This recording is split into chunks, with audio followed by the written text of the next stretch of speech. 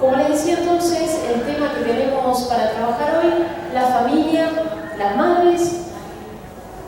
Todos podemos dar cátedra de este tema, quién no tiene una familia, con cuestiones, digamos, a animar, con recuerdos gratos, con algunos no tanto. Y vamos a puntualizar algunas cuestiones que tienen que ver con la función materna. También todos tenemos un recuerdo de nuestra mamá, algunos recuerdos más gratos, otros no, pero bueno, vamos a ir avanzando en este tema para ver qué mensaje podemos recibir de lo alto. Como para entrarle al tema de alguna manera, dije, bueno, a ver qué definición de familia podemos encontrar. Y buscando, si no estoy contigo, anda. A ver, ¿qué es? ¿Para dónde apuntamos? Para. Ahí va, ahí donde vos querés. Bueno, la Organización Mundial de la Salud define a la familia como los miembros del hogar emparentados entre sí hasta un grado determinado por sangre, adopción y matrimonio. La familia es el grupo primario de pertenencia de los individuos. Su acepción más conocida está constituida por la pareja y su descendencia. Sin embargo, el proceso histórico y social muestra diferentes estructuras familiares que hacen difícil una definición de ella.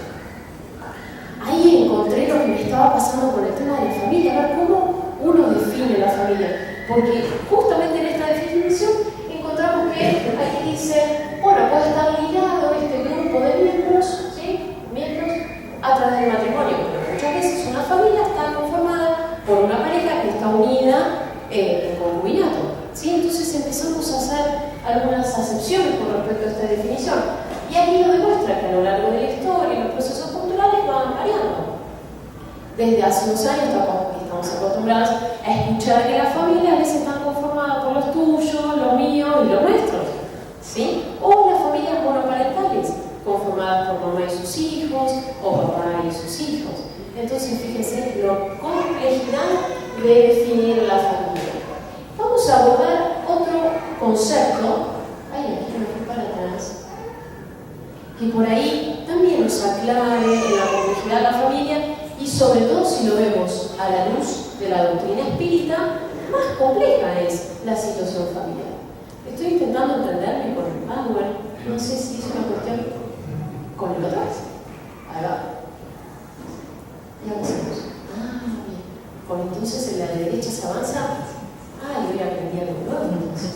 La familia tiene una configuración. A ver, el término configuración. Podríamos decir que cada familia tiene una impronta que tendría que ver con valores, con representaciones de lo que es el sentido de la vida, lo que son los pensamientos, los objetivos para la vida de cada uno.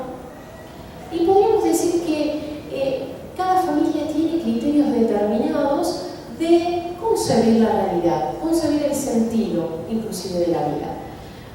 Como es difícil a veces observar esto en la familia de uno, vamos a meternos en la familia de otro, que para todos es más fácil y para mí también. Analicemos lo siguiente. Por ejemplo, todos hemos visto alguna vez una familia que diríamos, esta familia es primitiva. Es primitiva porque se gritan un poco, manejan las cosas a garrotazos, a ver si se acuerdan. Por ejemplo, el esposo la llamaba a la esposa que se llamaba Vilma, el esposo Pedro, a los gritos, le decía Vilma, y por ahí Vilma estaba ahí cocinando algo. Vamos a ver si recordamos a esta familia, ¿verdad? Bien, nos hemos reído y hemos compartido grandes momentos con esta familia. Vamos a ver otra. Una familia que decíamos, esta familia es súper desopilante, están acá todos locos, me parece que los patitos no los tienen en fila. Qué cosa más excéntrica que hacen, pero a ver cómo resuelven los problemas cotidianos. Y a veces algunas cosas nos daban un poquito de miedito, sobre todo la presentación física que tenían. Con esta familia también hemos aprendido algunas cuestiones, nos hemos reído, y en este sentido era una configuración, una forma de interpretar la realidad y vivir lo cotidiano. Hay otra familia que me gusta mucho, vamos a ver si ustedes la recuerdan. Por ejemplo, una mamá que estaba criando a su hijo, un poco caprichoso como todos los niños, le gustaba compartir los juguetes, sobre todo la pelota. Bueno, a todo niño no le pasa esto. Al ladito estaba otra familia conformada por el papá, Su hija también tenía ciertos caprichos, una niñita que a veces intentaba ocupar el rol de un adulto y las faltas del papá las tapaba un poco, sobre todo cuando le costaba pagar la renta. A ver si ahí la recuerdan, esta familia, este grupo que conformaron una vecindad y crecieron tantos todos en la capacidad de amar que alojaron a un niño desamparado. A ver si la recordamos, ¿sí?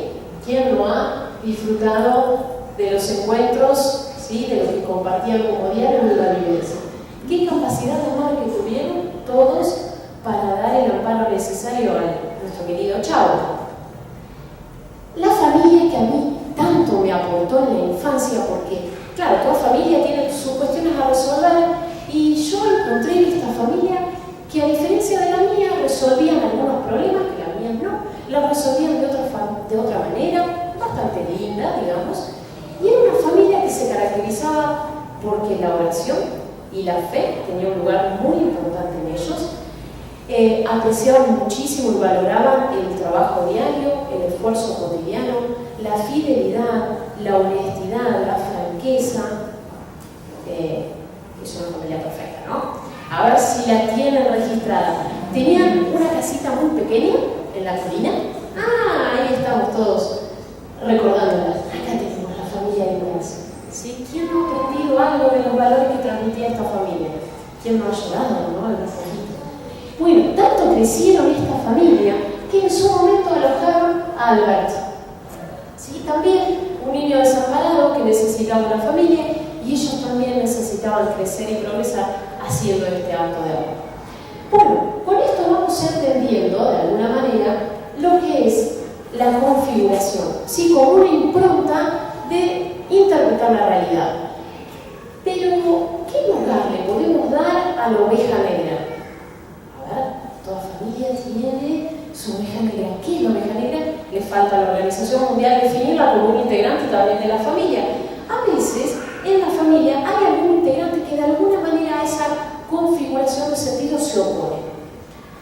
A ver, ¿qué es lo que puede pasar? Por ejemplo, nos podemos encontrar en una familia donde está muy tomada por el vicio, por el alcohol, por el juego, por la impulsividad, por los gritos, por las roturas, y hay alguien que no lo hace. Hay alguien que decide resolver las situaciones o el diálogo de otra manera. La oveja negra, podríamos decir, en este caso no está negra, pero el resto dice, bueno, no se adapta, es muy hincha, quiere que cambiemos en esto o en aquello. Puede pasar, a la luz de la doctrina espírita, como estamos transmitiendo también en el Compati, que esa persona que es la oveja negra en otra existencia haya tenido ese tipo de vicios y eligió fortalecer su decisión de no caer en los vicios, teniendo lugar en una familia donde estoicamente podía resistir esa prueba. ¿Sí? Entonces, muchas veces hay algún hijo, alguna tía, papá, mamá, algún hermano que tiene unas coordenadas diferentes a transmitir. Y si realmente es una coordenada difícil, realmente está oscura la cosa, el resto de los miembros de la familia tendrá que, con actos de amor, de tolerancia y de comprensión, ayudar a crecer a este integrante de la familia. Bueno, otro concepto a mí me gusta cuando trabajamos algún tema. A ver qué dice Juana de Ángeles, ¿sí? Juana de Ángeles, la mentora de Edgardo Pereira Franco, y en estas cuestiones de familia y de vida siempre tiene algo para decirnos. En concentración familiar, ¿sí?, este librito que tenemos aquí, y Pati también va a avanzar algunas cuestiones en un ratito, define lo siguiente con respecto a la familia. Es el cimiento sobre el cual la sociedad edifica al convertirse en la primera escuela del espíritu. El espíritu que encarna en una familia empieza a crecer, a aprender en valores, en pensamientos, en hábitos, en la familia, ¿sí? Es la primera escuela.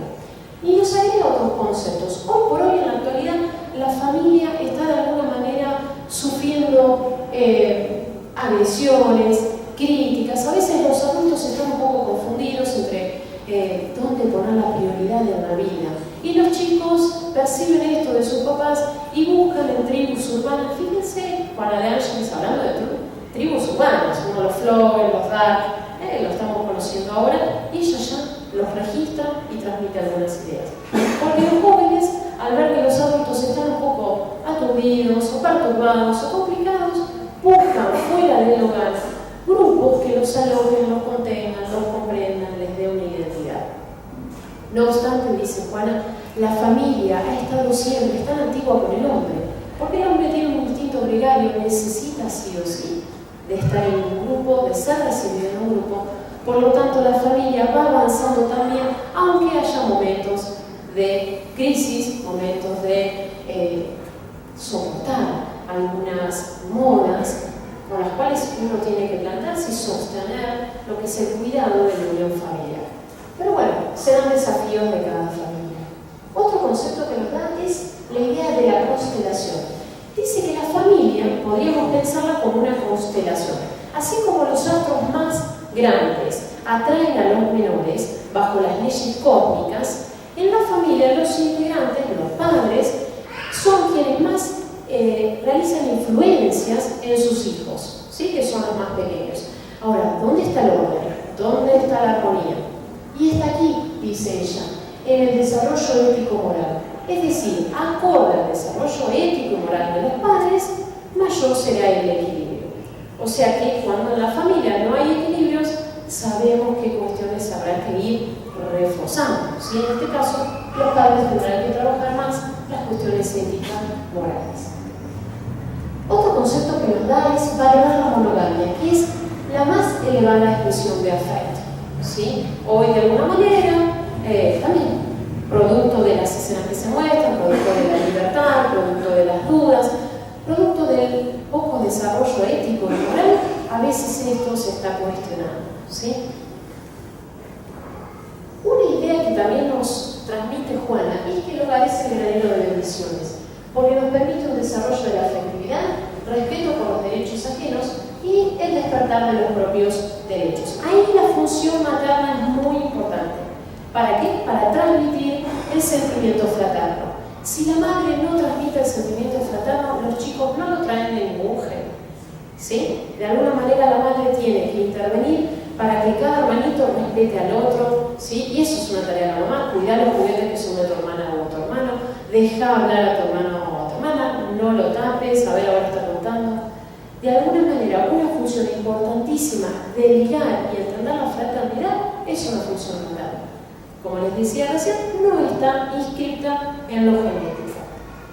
Para ir viendo la complejidad de la familia, Juana dice, la familia finalmente no es el resultado casual de encuentros apresurados en el mundo físico, sino que esto ocurre en las esferas espirituales, antes del renacimiento orgánico, cuando son diseñadas las programaciones entre los espíritus comprometidos positivo o negativamente para los ajustes necesarios al progreso que a todos se encuentran alcanzados. De ahí, en esto, las ovejas negras, cuando a veces están comprometidas negativamente, que hay cuestiones que hay que saldar, y el hogar es un lugar, ¿sí?, de laboratorio del perdón y del progreso de todos los integrantes de la familia, porque si no estuvieran unidos en situación familiar, el perdón sería mucho más difícil. Entonces, fíjense que la planificación de la familia no emerge cuando mamá y papá se juntan, sino antes de que mamá y papá hayan nacido. ¿Sí? O sea, fíjense la complejidad de lo que es el sistema familiar. Bueno, me gustaría dar una vueltita por alguna idea que nos transmite Kardec en el Evangelio según el Espiritismo, capítulo 14. El título es Honra a tu padre y a tu madre. Y nos vamos a detener un cachitito en el parentesco corporal y parentesco espiritual para seguir la misma línea que estaba contándonos recién Juan. En esta imagen figura a Jesús, ¿sí?, sostenido por María y José. Hasta Jesús, nuestro guía y modelo, para cumplir su misión, para enseñarnos a amar, necesitó de una familia. Hasta el mismo Jesús. ¿Cómo no? La vamos a necesitar y la necesitamos nosotros. Entonces, nos transmite Allan Kardec en este apartado que los lazos de sangre no establecen necesariamente vínculos entre los espíritus. Que dos hermanitos sean hermanos no implica necesariamente un vínculo. Tiene que ser una función materna y espiritual también. El cuerpo procede del cuerpo, pero el espíritu no procede del espíritu, dado que éste existía antes de la formación del cuerpo. Los padres entonces a sus hijos le otorgan la envoltura corporal necesaria para su vida física, pero tanto vida espiritual la preexistía. A veces son heridas narcisistas a los papás tener que comprender esto, pero realmente despiertan a la vida espiritual y recuperan algunas heridas y profundizan mucho más el valor de sus vidas. Bueno, avanzamos un poquitito en esto. Los verdaderos lazos familiares no son pueblos de la consanguinidad, pero sí los de la simpatía y comunión de pensamientos, que unen a los espíritus antes, durante y después de la encarnación. Retomamos este concepto de simpatía y comunión de los pensamientos en un ratito. En consecuencia, existen dos clases de familia: las familias formadas por los lazos espirituales y las integradas por vínculos corpóreos. Nos transmite Kardec que los vínculos, a través de la simpatía y comunión de pensamientos o espirituales, son eternos, porque es esa comunión de espíritus que los va uniendo encarnación tras encarnación, son los más duraderos. En cambio, los vínculos corpóreos muchas veces se pierden cuando se pierde el cuerpo. ¿Cuántos matrimonios hay que están juntos hasta que la muerte los separe?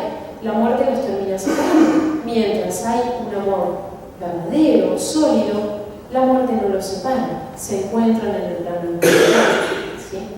Bien, nos vamos a preguntar si a través de la educación es posible fortalecer este vínculo a través de la simpatía y comunión de pensamientos. Es decir, en una familia que está muy tomada, podríamos decir, por los lazos consanguíneos, los corporales, ¿podemos trabajar para llegar a un estado y convertirnos en lazos espirituales? ¿Qué propuesta? ¿Qué opinas, Pati? ¿Se podrá avanzar? Mira, tomar el tema de la familia, preguntas simples de cualquier joven o jóvenes que empiezan con estos proyectos: familia, tener hijos, viene un hijo, educarlo. Son preguntas difíciles de responder si no las vivimos. Hace mucho tiempo, 500 años, 5 siglos antes de Cristo, un hombre preocupado por este tema se acercó a un sabio y le dijo: dime, sabio, ¿cómo puedo hacer para garantizar que mi hijo sea una buena persona, sea en la sociedad un ser reconocido? ¿Cómo hago para educarlo? ¿Cuándo debo empezar? ¿Dónde debo estudiar? Confucio le contestó: para ser un buen dirigente y tener reconocimiento, primero es preciso ser un buen vecino. Para ser un buen vecino, primero es preciso ser un buen padre de familia. Para ser un buen padre de familia, es necesario ser un buen esposo. Y antes de ser un buen esposo, un buen hermano y un buen hijo.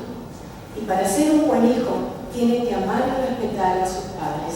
Y para eso necesita modelos. ¿Cuántos años tiene tu hijo? 5, le contestó. Entonces perdiste 5 años.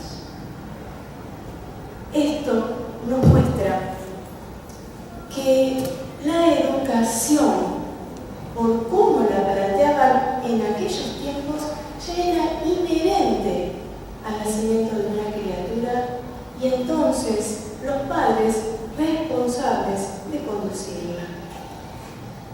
La educación entonces la planteaba como causas generadoras de efectos. Para tener un buen hombre era necesario hacer algo antes. Entonces nosotros podríamos decir: bueno, ¿dónde está escrito? ¿Cómo hacemos? ¿Qué podemos leer? La verdad es que en esta variable de tantas familias posibles y reconocidas hoy en la sociedad que vivimos, el instructivo más seguro y garantizado es el amor. La manera en que nosotros damos lo que damos, el modo, lo mucho o lo poco que tengamos que hacer en los momentos simples de la vida. Si lo hacemos con amor, damos en ellos esta garantía. El mejor instructivo es lo que nos une, lo que damos y cómo lo damos. Digamos que el pacto natural constituye para la mujer y para el hijo una clave de madurez psíquica, a partir de la cual se entrelazan una serie de procesos desde los primeros tiempos, naturalmente con el conocimiento mutuo, con la adaptación mutua, con la adquisición de hábitos desde el principio. Todo eso, desde el recién nacido, constituye ya educación. Fíjense que conocemos muchos casos muy cercanos y a nosotros mismos como madres nos ha pasado de sentir que tener un bebé en nuestras manos implica una responsabilidad y muchísimas inseguridades que con el tiempo y en el crecimiento de este mutuo aprendizaje empiezan a desvanecerse y uno se siente como más cómodo frente a los desafíos que nos plantean nuestros hijos. Entonces, vamos a encontrar que desde una mirada, desde el amamantamiento, desde cualquier mínima situación de contacto, el bebé va a recibir impregnada en esa acción nuestro pensamiento y nuestro sentimiento, energía que podemos destinar a decorar la relación, así como los ambientes de la familia. Esto es dominable, le pertenece a nuestra mente y también a nuestro corazón. Es posible, entonces, decorar este ambiente con dolor, con amor. ¿Qué sucede? En la medida que nosotros vivenciamos estos procesos, terminamos siendo modelos de esta criatura.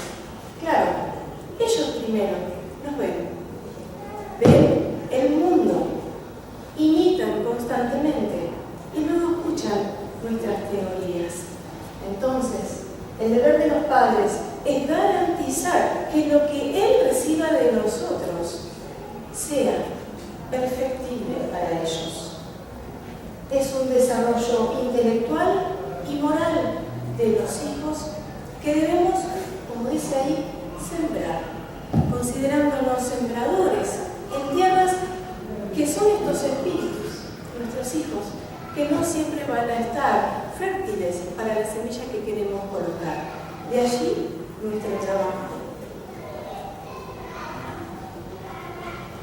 Esa imagen representa a una mujer con una canasta.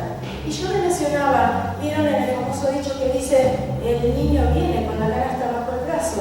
Bueno, yo digo, esa canasta es para la mamá. Básicamente en los primeros tiempos, la relación de la maternidad es muy importante, por todo esto que aclarábamos recién. Las semillas que trae esa canasta que Dios nos manda implica el trabajo desde aquellas inseguridades incipientes en hacer lo mejor que podamos. Lo mejor que podamos en una madre es desde la variable de entrega completa para la supervivencia de este niño, desde la renuncia absoluta que podemos sentir para que él no sufra, para que él no llore, para que evitarle todo tipo de riesgos, y nos transformamos de repente bajo sus ojos en ídolas, en médicos con el famoso sana sana, que con esa energía calmamos dolor. Nos transformamos en psicólogos de convivencias o problemáticas escolares en los recorridos de la escuela a casa, donde damos sugerencias de tolerancia, de aceptación. Nos transformamos en abogadas mediadoras en la familia, entre hermanos, o abogados defensores, también según mi caso. Todo esto es una mamá y muchísimo más. Y todo eso no se estudia, viene con nosotros. Debemos entonces ser conscientes de esa canasta que Dios nos pone en nuestras manos para tener la responsabilidad de trabajar en ella. Los modos de transmisión, dice la frase, de ideas se inventará el verdadero sentido social de la función de los padres. Claro, porque aquellos modos, si son positivos, digamos, estimulando las virtudes, digamos, tolerando, dando modelo de ello, generará esas consecuencias futuras en la sociedad. Y si lo hacemos de manera negativa, estimulando, por ejemplo, el egoísmo, el orgullo, el materialismo, vamos a tener las lamentables consecuencias que pueden arraigarse en su psiquis como natural, porque la viven así. Y entonces después tener esa consecuencia social que para entonces es irremediable o mejor curable si nosotros somos conscientes de esto previamente. La tarea entonces de los papás, arrancar los brotes defectuosos, como decíamos recién, dependiendo básicamente del egoísmo y del orgullo, y estimular a aquellos que garanticen el buen camino. Aquí dice entonces el título: Padres labradores. Nuestros hijos son la tierra, necesitan agua de vida. Las semillas son de Dios. Y nosotros tenemos la obligación de sembrar en ellos. Esto está bárbaro. Son hermosas las imágenes y las diapositivas. Pero de aquí todos volvemos a casa. Y en casa tenemos lo que se llama la convivencia. Es allí el terreno de campo, podríamos decir, de trabajo. Para muchos el campo de luchas, para otros el campo de bendiciones. Sin embargo, estar en medio de estos lazos familiares, que como decía él, muchas veces son favorables y otras no tanto, implica la misma responsabilidad nuestra como padres de encontrar en este campo la manera efectiva, digamos, el modo efectivo, las condiciones favorables para al menos favorecer en el central de todas estas virtudes que hablábamos recién. La manera de poder avanzar es educar con amor. Amar, educar, amar y comprometernos nosotros mismos en ese mutuo proceso, porque como seres imperfectos también tenemos limitaciones. Entonces, sabernos imperfectos como padres implica que estas limitaciones se transfieren, lamentablemente, pero ser conscientes de estas limitaciones nos posiciona frente a la responsabilidad de hacer algo, al menos de no complicar, al menos de no obrar mal o de no dar mal por bien, y sí de saber conquistar el bien a través de una respuesta al menos favorable. Como decía al principio, en cada acto y en cada uno de nuestros pensamientos volcados estamos creando efectos. Somos los padres creadores de efectos, de aquel fruto que el árbol dará. Entonces, de alguna manera y frente, incluyendo todas nuestras limitaciones, tenemos que ser conscientes de lo que queremos ver en ellos y saber hacer el camino para sembrarlo. No hay otro lugar mejor que nuestro hogar para cultivarlos. Juana de Ángelis nos posiciona frente a este concepto.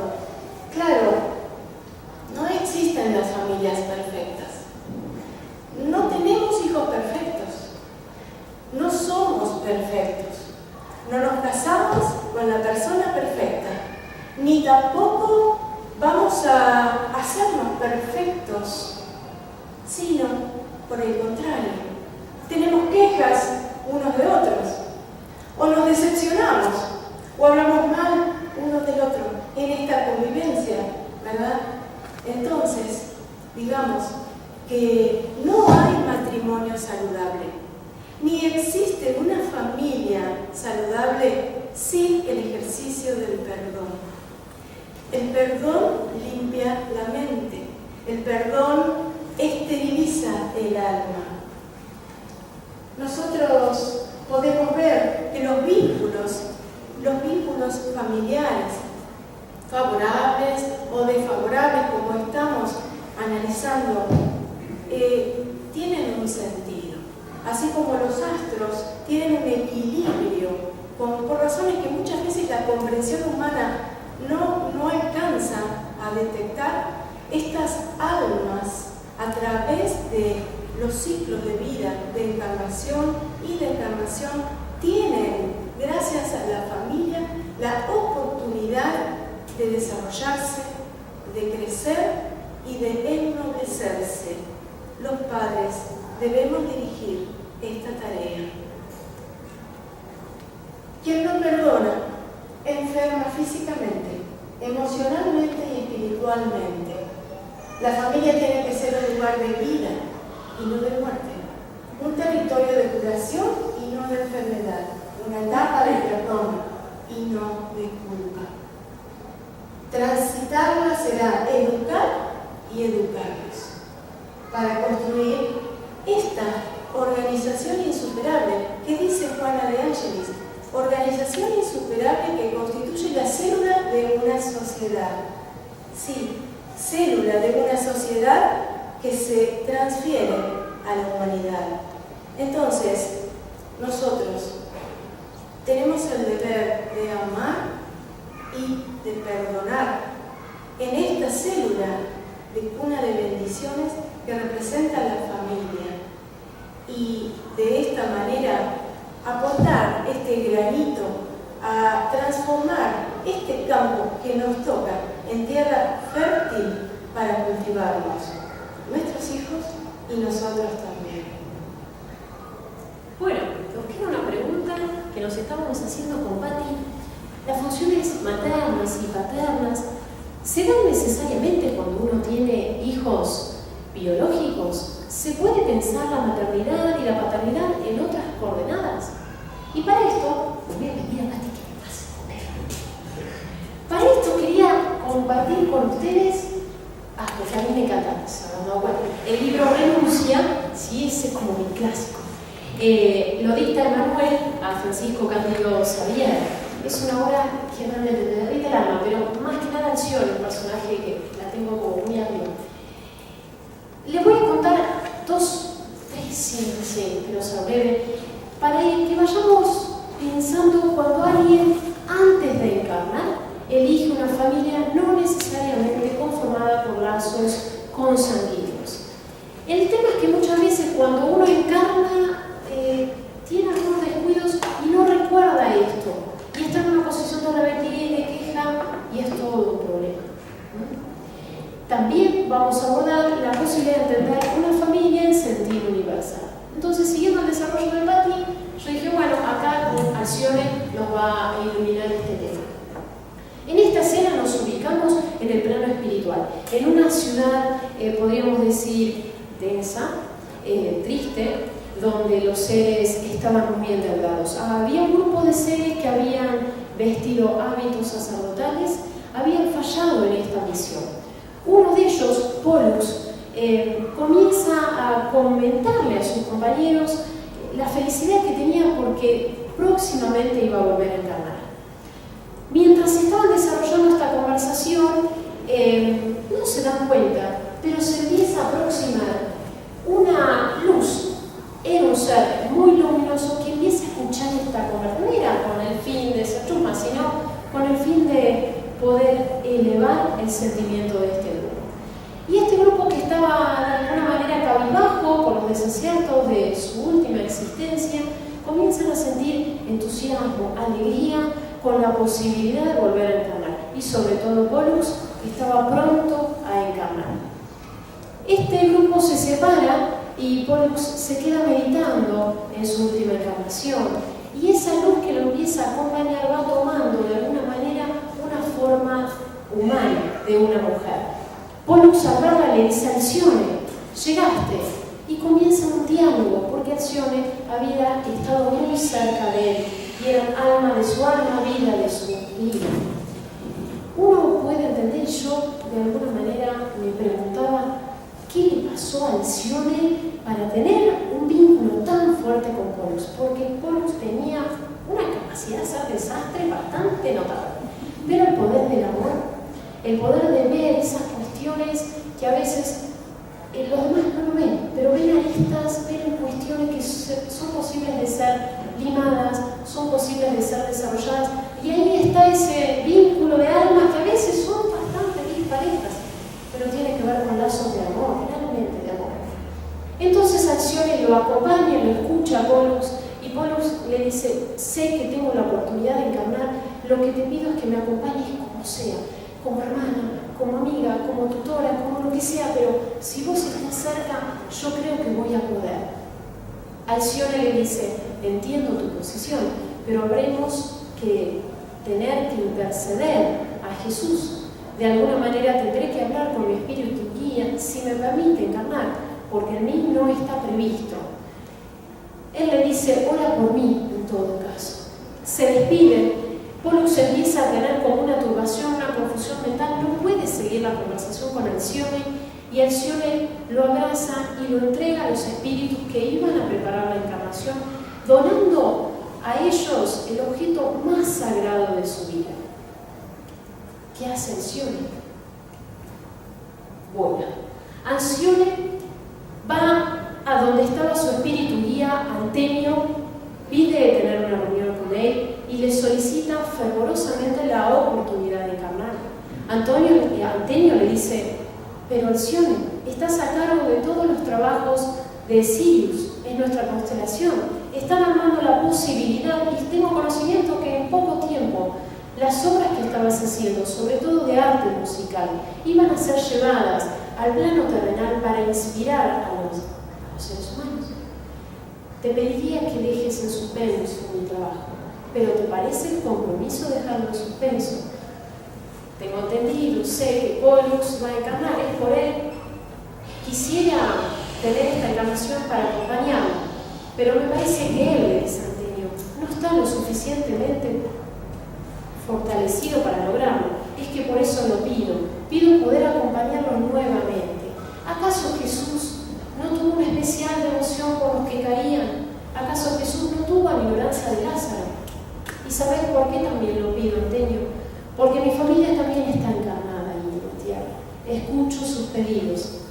Y Antenio le dice: pero Alcione, tú sabes que desde aquí ayudaste muchísimo a cada uno de los seres terrenales. Sí, pero quisiera también tener la oportunidad de volver a encarnar para probar si tengo sólidos estos valores adquiridos. Antenio la mira, los ojos comienzan a estar brillantes por la capacidad de renuncia y de abnegación que tenía este ser, y le dice: estás autorizada, pero quiero decirte que tendrás que prepararte 10 años para conseguir una envoltura física, porque tu estado evolutivo es notable. Si me autorizan, me someto a esa preparación. Así es como Alcione comienza su proceso también de encarnación. ¿Dónde se encuentran estos amores? Nos situamos en Ávila, cerca de 1700. Pollux lleva el nombre de Carlos Clenaga. Nació en Inglaterra y está vistiendo la sotana. Alcione tiene 18 años y por estos 10 años de diferencia, Carlos Clenaga tiene 20 años más o menos. Se produce un diálogo aquí, en esta iglesia, donde Carlos Clenaga dirigía las misas.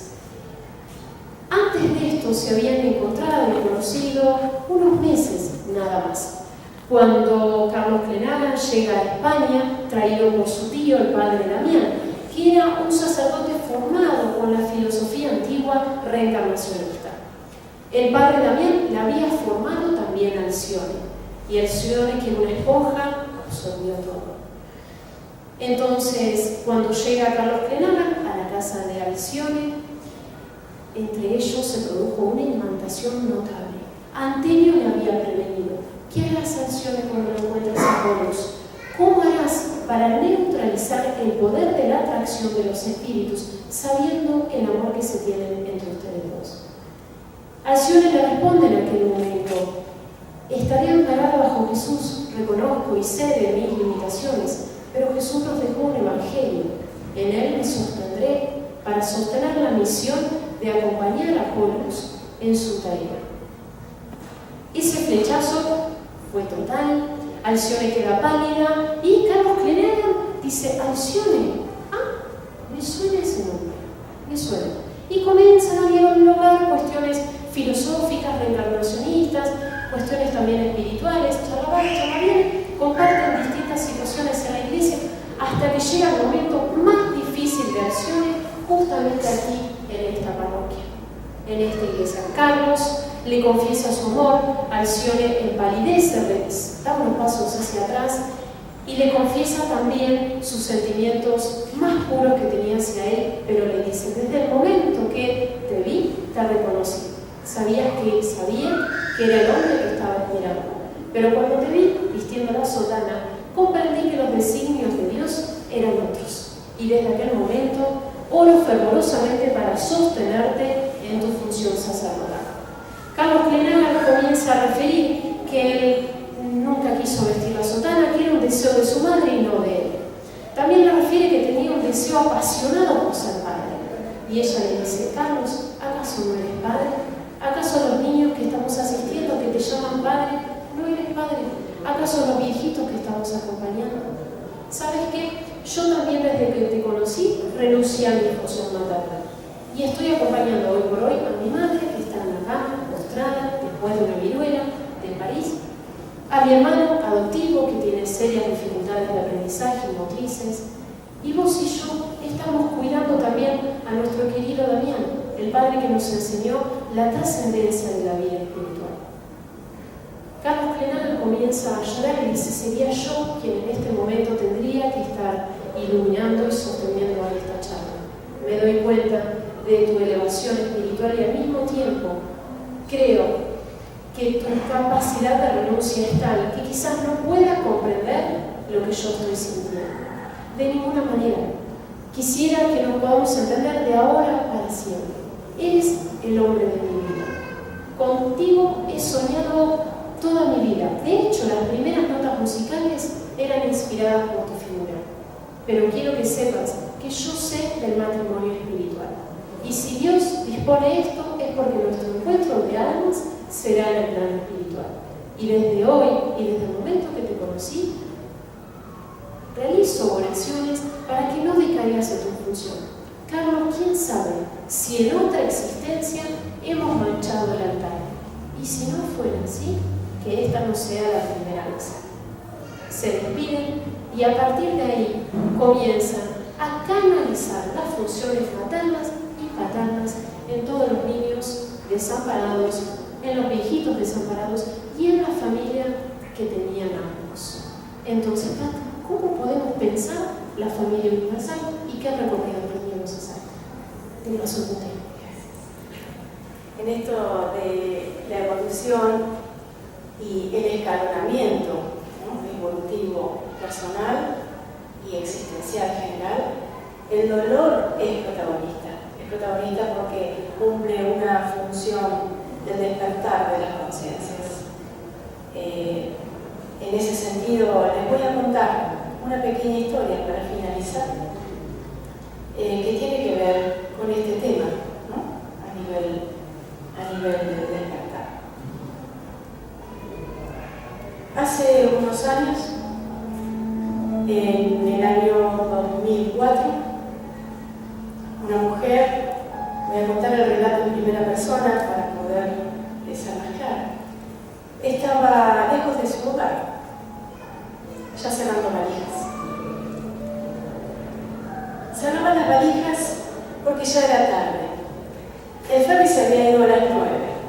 Pero bueno, mi hijo seguía durmiendo y lo desperté. Dani, perdimos el ferry, tenemos que volver. Bueno, tomamos el de las 10. Apurado, se estaba cepillando y la madre termina de cerrar sus valijas. Y de repente siente un rugido, una vibración muy importante. Un rugido que no conocían, no entendían lo que estaba pasando. La mamá se acerca a la ventana del bungalow y ve una pared inmensa de agua, azul oscuro, grisácea, que avanzaba por la isla. Dani corre en este sentir de susto también, porque no comprendía lo que pasaba. Y estuvo astuto, porque él me agarró de la mano, agarró las valijas y saltamos por la ventana. Yo no me di cuenta, saltamos a una altura, volamos, caímos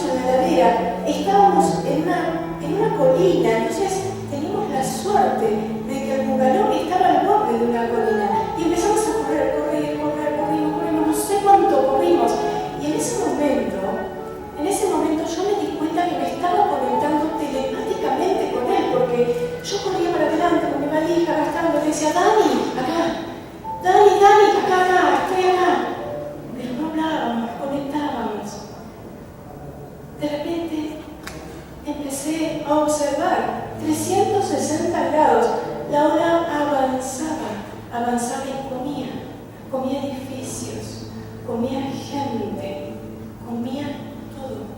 Puedo recordar al señor que tenía una malla naranja, que de repente no lo vi, y la nena le cayó una casilla encima, y yo corría y tenía confusión de ideas, y la valija, y no podía respirar, y mi hijo me dice, llame la valija, y me descargó y sentí como un alivio y pude avanzar. Y Dani no me contestó. Dani no me contestó.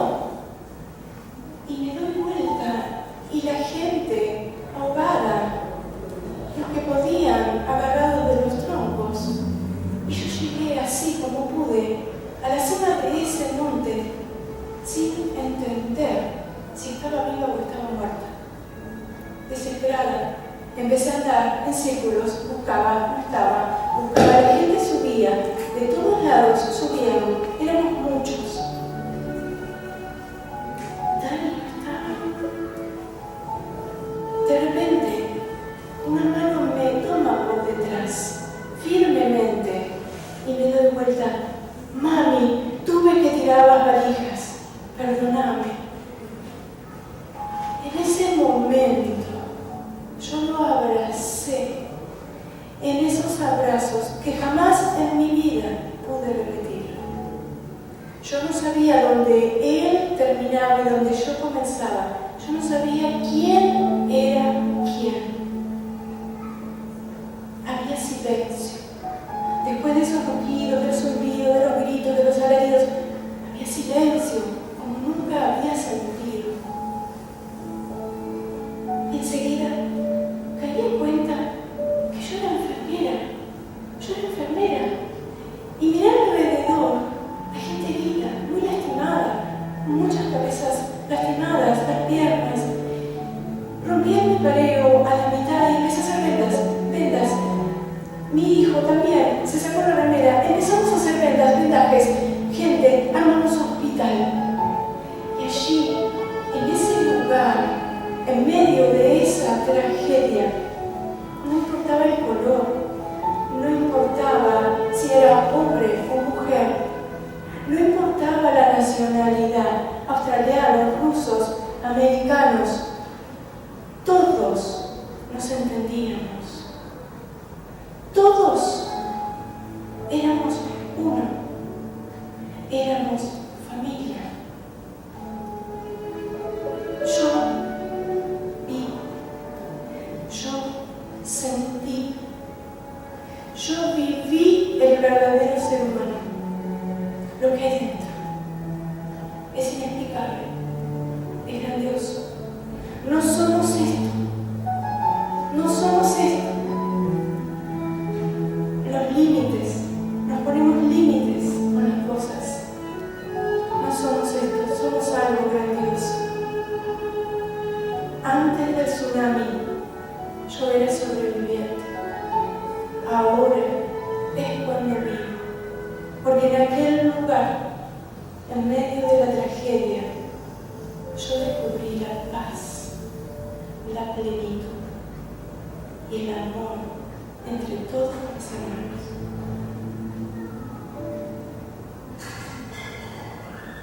Muchas gracias.